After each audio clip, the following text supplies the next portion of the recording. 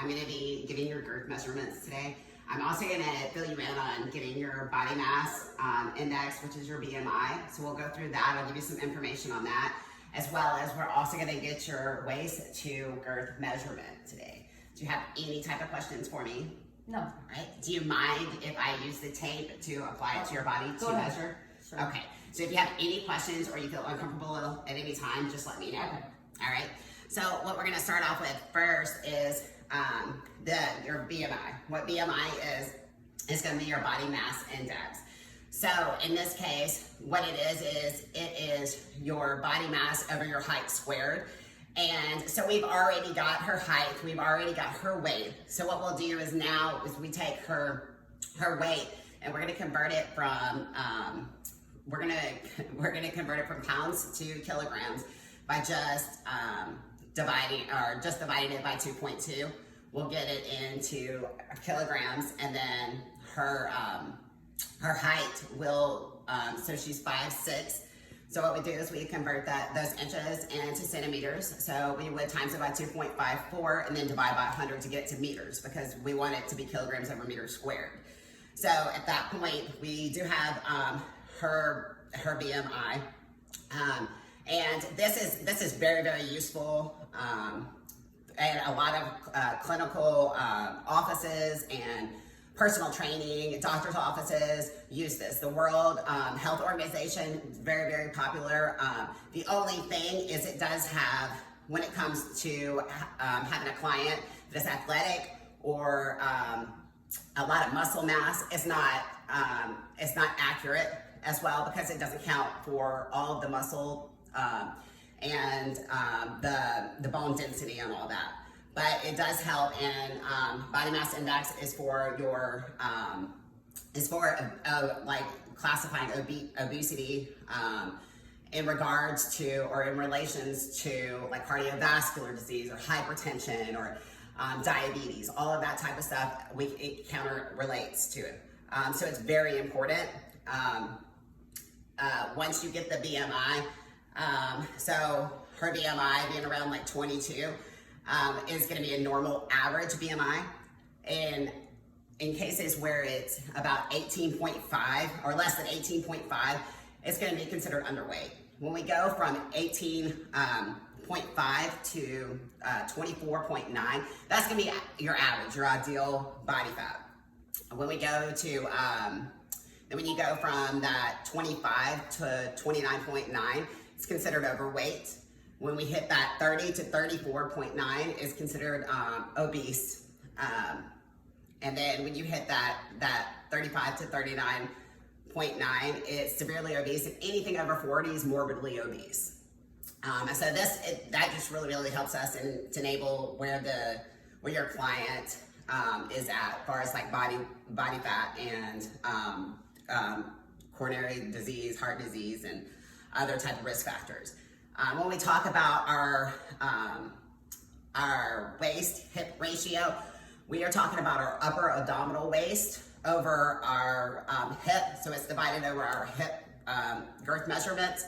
And this is a good indication of like your fat distributions and your fat storage.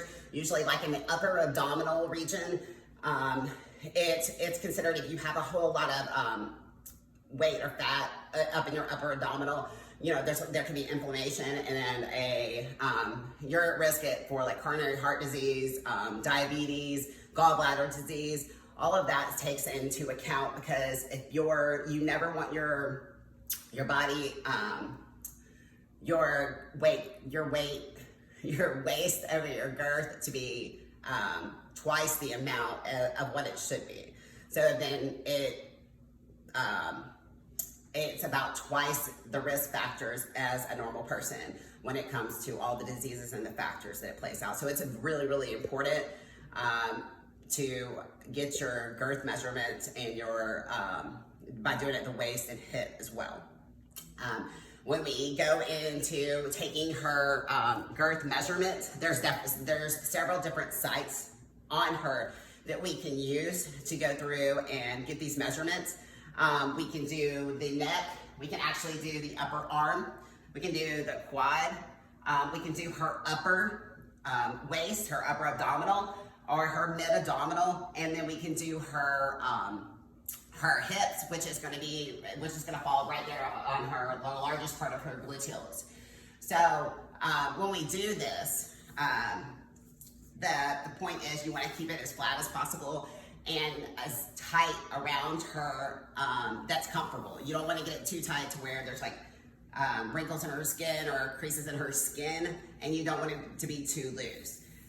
Normally we would do it with no clothes on, or at least a really tight fitting shirt or something, but we are going to actually do it with some clothing on, but we want to make sure that we have no creases in it, and there's nothing that's going to take effect or have the inaccurate reading when it comes to doing it with the tape.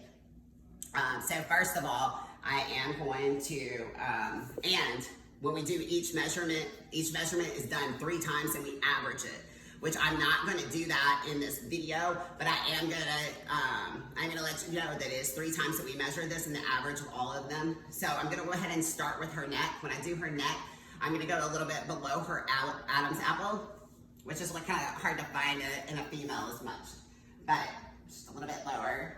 And then I want to measure to the closest 0.5 centimeters, right at 13.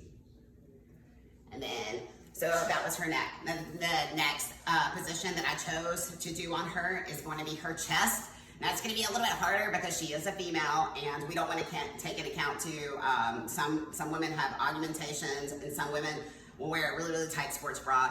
So what I'm going to do is I'm asking you to just lift your arms. And I am going to go, you want to go to about the 4th intercostal, and it usually falls right in between, what am I trying to say, the cleavage area. So you want to, okay, I'm going to put your hands down. All right, because it'll extend the tape just a little bit. And you want to make sure that it's all the way across and straight across. And so she sits it right at 30, 35. All right. And so the next one we're going to do is going to be her upper abdominal. So I am going to go, if you'll put your hands on your hip, it'll kind of give me like a little bit of insight on where to go, because we want to go below the X-ray process and just a little bit above the navel. So point your navel for me. And this is the thinnest part of her waist. Go ahead and put your hands down. Good. Just relax. Right at a 30. All right, and so the next measurement that we're going to do is we're going to do her hips. So I'm going to go in the largest part of her gluteals. So I will make sure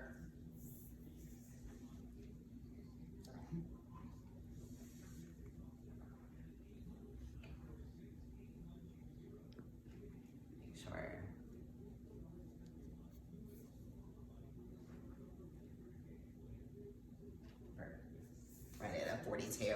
So those are the those are the 4 measurements for girth that I chose to do. And that about wraps it up. Do you have any questions? No. All right, well, thank you.